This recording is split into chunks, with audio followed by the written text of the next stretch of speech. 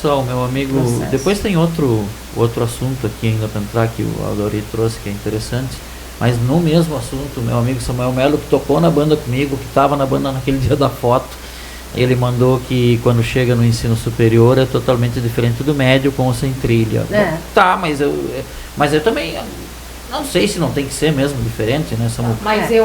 eu acho que tem que ser diferente, porque assim, ó, o que eu penso? mas a tua formação é mais específica. Claro, exato. Mas, por exemplo, Por isso que eu acho que tem que ser diferente. Eu tive, eu tive uma oportunidade de estar com a minha filha lá em Pelotas e a Helena está assistindo uma aula de sociologia.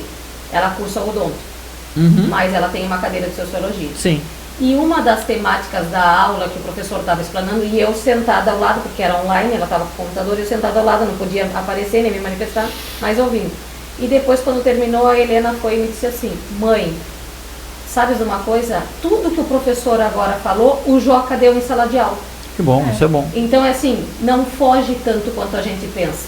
Claro, cálculo, se tu vai pensar na farmacologia e no que tu vai prescrever, Não, tu tem que fazer dosagens. E que eu acho que Entra a tem tua que matemática. ser... Entra, se tu for fazer engenharia, tu não vai Claro. fazer cálculos específicos e avançados. Claro, exato. Mas a base está ali.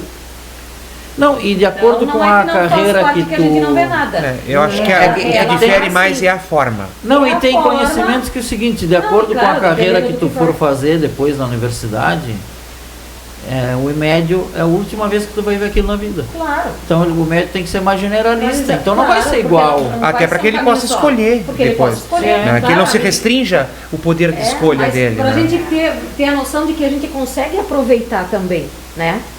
O conteúdo e certas coisas. Claro, se for É. para engenharia, de repente tu não vai ver, tu vai aproveitar mais a matemática, mais o cálculo, É. né? Se tu for para outra aula. Mas eu pensei, quando ela me disse assim, eu fiquei feliz pelo Joca, né? Fiquei feliz pela nossa escola. Pela escola, claro. E ela dizia assim, ó, o conteúdo, Professores.